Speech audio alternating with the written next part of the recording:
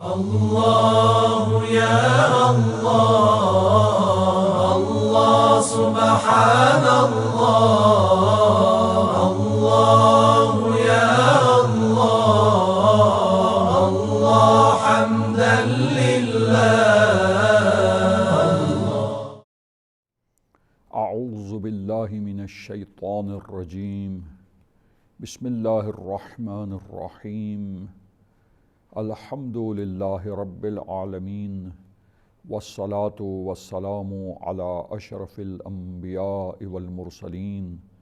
وآله الطيبين الطاهرين المعصومين. سامعین کرام، امامت کے عقیدے میں جو ہمارا شیعہ اثنا عشری مکتب کا عقیدہ ہے، روشن ہو گیا کہ امامت منصب الہی ہے، اور اس منصب الہی پر اللہ نے 12 اماموں کو رسول اللہ کے جانشین کے طور پر معین فرمایا ہے۔ وہ 12 امام اہل بیت علیہم السلام کی ہستیوں میں سے جو 12 امام ہیں، ان کا ذکر آپ کے سامنے بیان ہوا، اور چند اور پہلوؤں سے، چند اور زاویوں سے امامت کے اس عقیدے میں گفتگو اور بحث جو ہے اختصار کے ساتھ سامعین کرام کی خدمت میں پیش کی گئی، اور اب ہم علم امامت کے عنوان سے یہ ایک زاویہ اور ایک پہلو جو ہمارا عقیدہ ہے، جیسا کہ ہم عقیدہ رکھتے ہیں کہ یہ امامت کا منصب اللہ کی طرف سے ہے، الہی منصب ہے، انسانوں کی ہدایت کے لیے اللہ نے انسانوں کی ہدایت کے لیے معین کیے ہیں، ہادی بشریت کی ہدایت کے لیے اس سلسلے امامت کو قائم کیا ہے، اور یہ 12 امام جو ہیں معصومین علیہم السلام ہیں اور عصمت کی منزل پر فائز ہیں۔ گزشتہ پروگرام میں ہم نے یہ تمام ائمہ اطہار علیہم السلام 12 جانشین جو رسول اللہ کے ہیں، اہل بیت کی ہستیاں جو ہیں، یہ رسول اللہ کی طرح اور انبیاء علیہم السلام کی طرح یہ سب کی سب ہستیاں معصوم تھیں، عصمت پر تھے، لہٰذا ان سے کوئی نہ چھوٹا نہ بڑا کوئی بھی گناہ نہیں ہوتا تھا، کوئی بھی گناہ ان سے سرزد نہیں ہوا، اور خطا اور اشتباہ جو ہے وہ بھول جو ہے، غلطیاں جو ہے وہ معصومین علیہم السلام سے نہیں ہوتی ہیں، اور اس کے لیے دلائل جو ہے وہ ہم نے پیش کیے، اور آج جو ہے وہ بہت ہی اختصار کے ساتھ جو ہے وہ اماموں کے بارے میں اور اس امامت کے عقیدے میں ایک اور پہلو اپنے سامعین کرام کی خدمت میں بیان کرنا ہے۔ اور جس طرح ہم نے انبیاء علیہم السلام کی گفتگو کرتے ہوئے اور نبوت کی گفتگو کرتے ہوئے ہم نے وہاں بیان کیا کہ انبیاء علیہم السلام کا علم لدنی ہے، اور اللہ کے پاس سے ان کو علم عطا کیا جاتا ہے، اور وہ سب سے زیادہ علم رکھنے والے ہوتے ہیں انسانوں میں، اور وہ علم سکھاتے ہیں انسانوں کے معاشرے میں، انسانوں کو علم دیتے ہیں باذن اللہ و بحکم اللہ، اور جتنا علم جس جگہ جن انسانوں کے لیے ظاہر کرنا ہے وہ اسے ظاہر کرتے ہیں، اور اللہ تعالیٰ جو ہے غیب میں سے بھی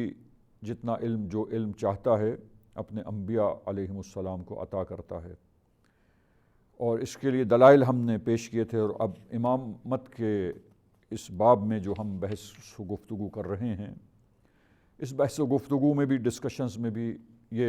آخری پوائنٹ ہے عزیزان گرامی امامت کے باب میں، امامت کے چیپٹر میں، کہ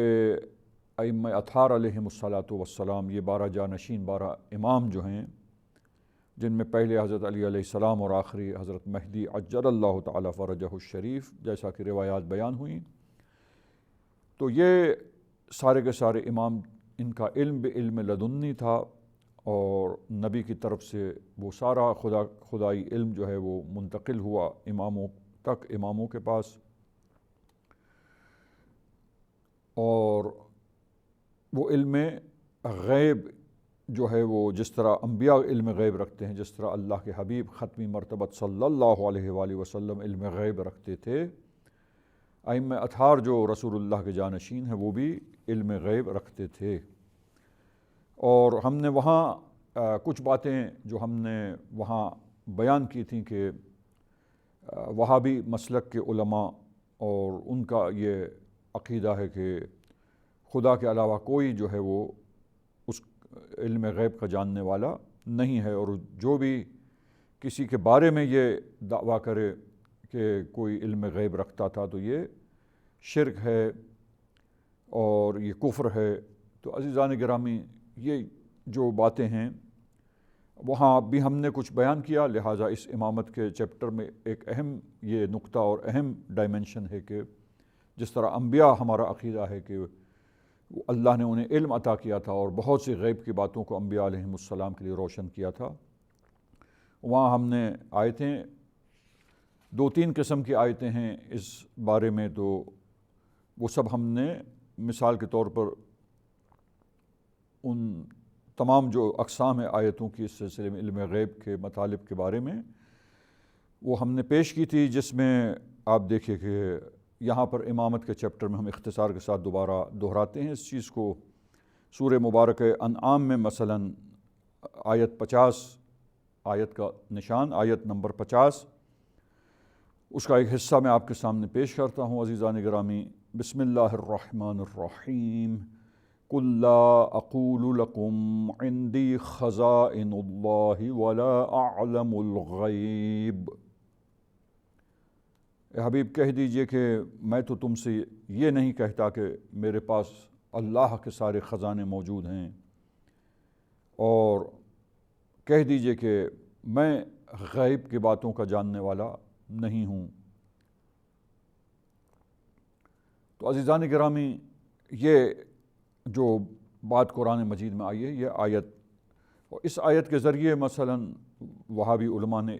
اس آیت کے ذریعے، اس جیسی آیتوں کے ذریعے وہ دوسری آیتیں جہاں یہ بتلایا گیا ہے کہ اور بیان ہوا ہے کہ علم غیب جو ہے وہ اللہ کے فقط پاس ہے، اللہ کے پاس ہے، اللہ غیب کی باتوں کا جاننے والا ہے، وہ آیتیں ہیں۔ اور ان آیتوں میں ہم نے مثالیں کچھ چند آیتیں پیش کی تھی، اور اب ہم دیکھیے تیسری قسم کی آیتیں جو ہے وہ بھی ہم نے آپ کی خدمت میں پیش کی تھی کہ جس میں بیان ہوا، اور جس میں سورہ جن کی آیت 26 اور 27، اس میں یہ مطلب کو آپ ملاحظہ فرمائیے، حوالہ پہلے بھی دیا گیا اس آیت کا یا اس جیسی دوسری چند آیتوں کا، جس میں اللہ تعالیٰ کا ارشاد ہے کہ بسم اللہ الرحمن الرحیم، عالم الغیب فلا یظہر علی غیبہ احدا ولا يظهر على غيبه أحدا إلا من ارتضى من رسول۔ وہ غیب کا جاننے والا ہے اللہ تعالیٰ، اور اپنے غیب کی باتوں کو اللہ کسی کے لیے ظاہر نہیں کرتا مگر صرف اس کے لیے کہ جو رسول ہوتے ہیں، اور رسولوں میں سے ان ہستیوں کے لیے جو رسول ہوتے ہیں اور اللہ ان کے لیے چاہتا ہے، ان کے لیے فقط علم غیب کو اور غیب کی باتوں کو ظاہر کرتا ہے۔ دیکھیے، وہ پہلے آیت ہم نے بیان کی، آپ کے سامنے قرأت کی، ترجمہ کیا اس کا، اور یہ دوسری آیت آپ کے سامنے پیش کی۔ اب وہ آیت یا اس قسم کی دوسری آیتیں یا وہ آیتیں ہیں جن میں کہا گیا ہے کہ غیب کی باتوں کو صرف اور صرف اللہ جاننے والا ہے، تو استقلال کے ساتھ حقیقتاً آپ دیکھیے تو علم وہ اللہ تعالیٰ کی ذات علیم ہے، علام الغیوب ہے، وہ علمی احاطہ رکھتا ہے تمام چیزوں پر، اور تمام چیزیں اس کے نزدیک آشکار ہیں۔ وہ خالق ہے، سب کچھ اس کے سامنے ہے، وہ مالک ہے تمام چیزوں کا۔ یہ تمام عالم، تمام اشیاء عالم اس کی مملوک ہیں، اس کی چیزیں ہیں، اس نے پیدا کیا ہے، لہٰذا وہ تمام چیزوں کے بارے میں بالکل آگاہ ہے، روشن ہے، تمام چیزیں اس کے لیے، کوئی چیز اس پر مخفی نہیں ہے، تمام حقائق اور حقیقتوں کو جاننے والا اور علمی لحاظ سے ہر شے پر احاطہ رکھنے والا وہ پروردگار ہے۔ لیکن عزیزان گرامی، کیا غیب کی باتیں اور غیب سے متعلق بہت سی حقیقتیں اور علم جو لوگوں کو پتہ نہیں ہوتا، لوگوں کے لیے واضح نہیں ہوتا، لوگوں کے نزدیک ظاہر نہیں ہوتی باتیں،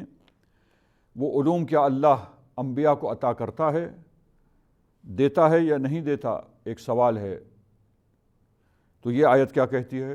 یہ آیت مجیدہ کہتی ہے کہ جی ہاں، اللہ تعالیٰ انبیاء علیہم السلام کو، پیغمبروں کو،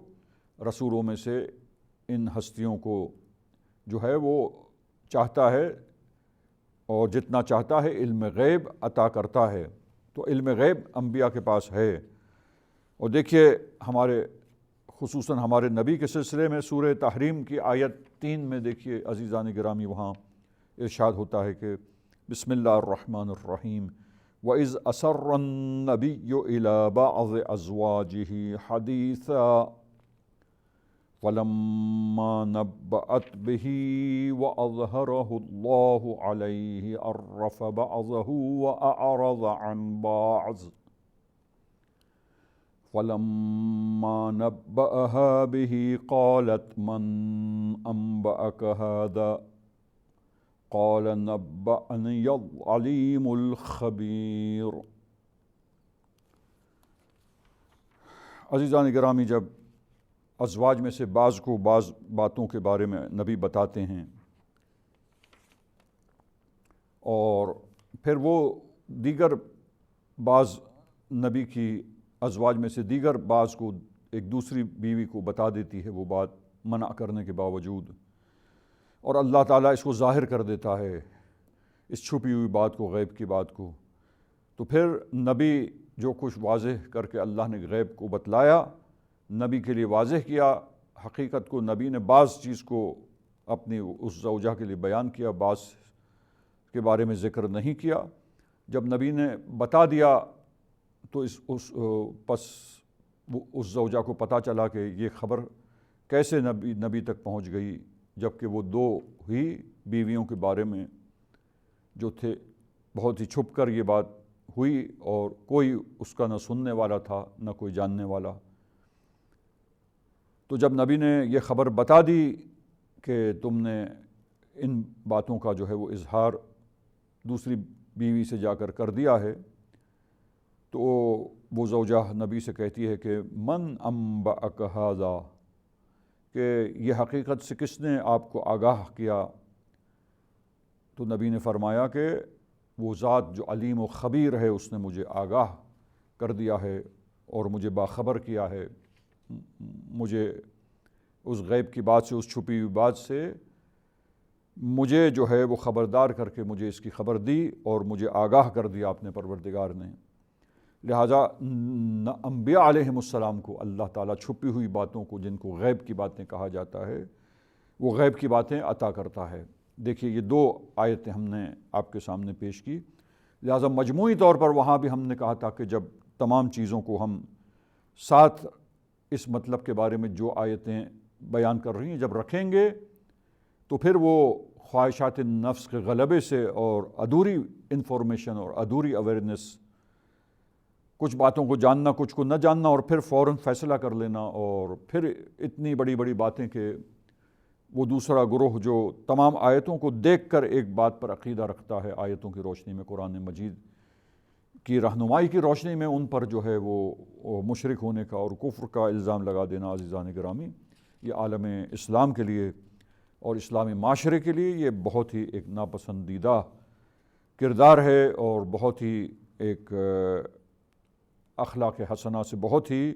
دور بات ہے، اور اللہ کی ناپسندیدگی کا سبب ہے، ناراضگی کا سبب ہے۔ لہٰذا عزیزان گرامی، ان تمام آیتوں کو جو اس مطلب کے بارے میں جب ساتھ رکھتے ہیں تو پھر حقیقت کے بارے میں انسان کو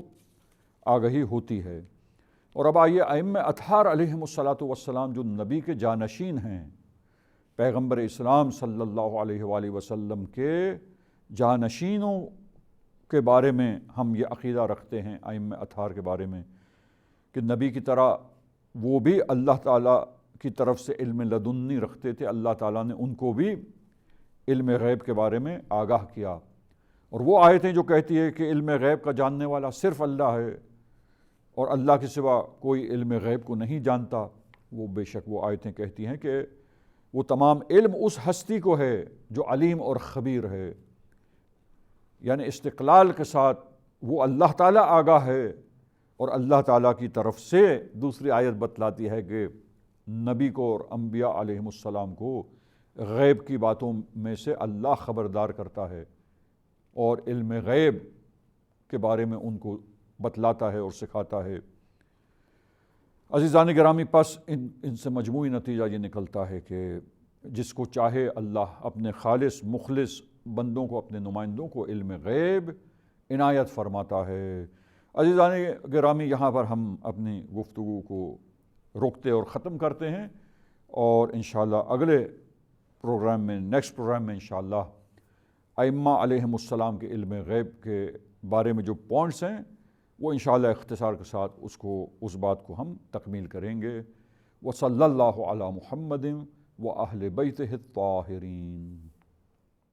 اغفر لنا